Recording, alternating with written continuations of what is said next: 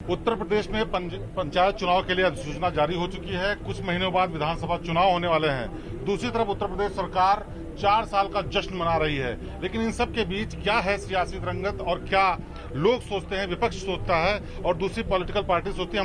हमारे साथ बात करने के लिए समाजवादी पार्टी के राष्ट्रीय अध्यक्ष और पूर्व मुख्यमंत्री उत्तर प्रदेश अखिलेश यादव जी हैं। ये बताइए, सरकार ने 4 साल पूरे कर लिए, आप कैसे देखते हैं इसको? क्या कुछ बदला या क्या है हालत?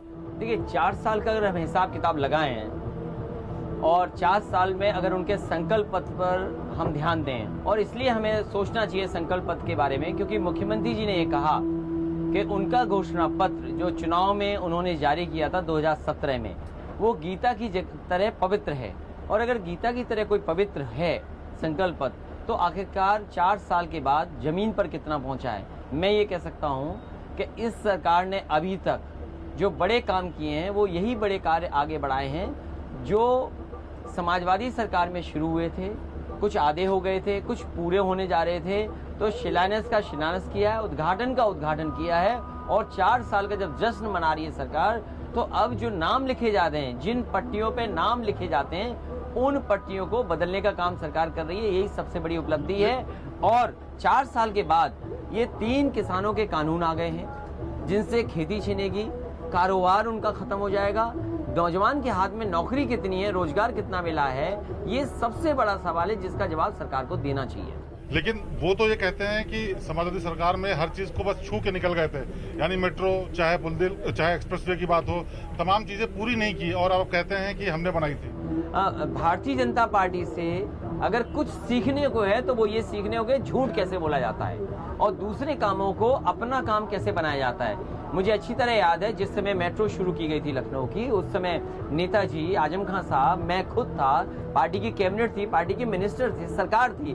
तो जो फैसले कैबिनेट के लिए गए हैं या जो सरकार के अधिकारियों ने फैसले, वही तो अधिकारी आज काम कर रहे हैं। तो इसका मतलब वो अधिकारी गलत थे उस समय, जो आज वही अधिकारी काम कर रहे हैं। तो मैं ये कहना चाहता हूँ, चाहे वो मेट्रो हो, चाहे वो एक्सप्रेसवे हो, चाहे आपके बड़े बड़े हॉस्पिटल्स बने हो, मेडिकल कॉलेजेस बने हो, एम्स बने हो, दोनों एम्स की जमीन समाजवादी सरकार में दी है। रायबरेली में शुगर मिल का पूरी की पूरी फ्री जमीन दी है, तब जाकर के एम्स बना है रायबरेली में। इसी तरह गोरखपुर में सबसे ज्यादा कीमती जमीन जो अथॉरिटी की थी, वहाँ के डेवलपमेंट अथॉरिटी की, वो जमीन दी गई है। मैं इनसे जानना चाहता हूँ कि आपने किस एम्स के लिए जमीन दी, किस एम्स को आपने पूरा करने का और बनाने का काम किया। ये पुरानी योजना है जो उस समय शुरू हुई थी, जो मेडिकल कॉलेजेस थे, पुरानी योजना के तहत जिले अस्पताल के जिला हॉस्पिटल को मेडिकल कॉलेज में कन्वर्ट करना था, वो मेडिकल कॉलेज पूरे हो रहे हैं। जहां तक बिजली का सवाल है, बिजली सबसे महत्वपूर्ण इकाई मानेंगे इंफ्रास्ट्रक्चर की। तो जो जनरेशन हुई, जो ट्रांसमिशन में काम हुआ, जो डिस्ट्रीब्यूशन में काम हुआ, वो समाजवादी सरकार की देन है। इन्होंने केवल मीटर ठोके हैं और मीटर ठोकने के बाद अगर गरीब जनता पे कोई बड़ी चीज ठोकी जा रही है तो वो है बिल। लेकिन बिजली के बिल में भी कई बातें आई कि वो जो मीटर थे वो भी बड़े फॉल्टी निकले। क्या वो लगता है आपको सुनियोजित तरीके से था या वाकई सरकार ने जो काम किया वो गड़बड़ था?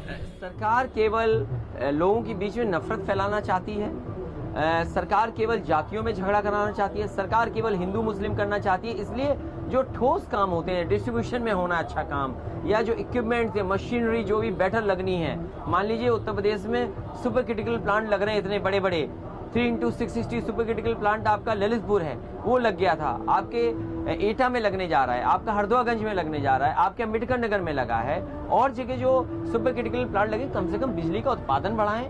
और बिजली सस्ती कैसे हो, उसके लिए कोटा अगर दिल्ली से बढ़ जाता तो आज उत्तर प्रदेश को सस्ती ज्यादा बिजली मिल रही होती है। अच्छा। तो जो काम करना चाहिए उस पर ध्यान नहीं दे रहे हैं। नफरत फैलाने में, पॉलिटिकल मुकदमे कैसे लग जाएं, कोई जेल कैसे भेज दिया जाए, झूठे मुकदमे कैसे लग जाएं, ये सबसे बड़ा सवाल सरकार के पास। पंचायत के चुनाव होने वाले हैं, सरकार ने 95 वाली व्यवस्था लागू करने की कोशिश की थी आरक्षण में, जिसको कोर्ट ने नहीं माना। लेकिन क्या आपको लगता है इसके पीछे सरकार की मंशा ठीक नहीं थी या फिर ये किया जाना जरूरी था? अब फिलहाल आरक्षण चेंज हो रहा, लेकिन सरकार की जो कोशिश थी उसको कैसे आप देखते हैं? भारतीय जनता पार्टी के अभी तक जिस भी फैसले में हम देखेंगे उनकी नीयत साफ नहीं हुई। नोटबंदी का काम किया, नीयत साफ नहीं थी। आपने जीएसटी लागू किया, नीयत साफ नहीं थी।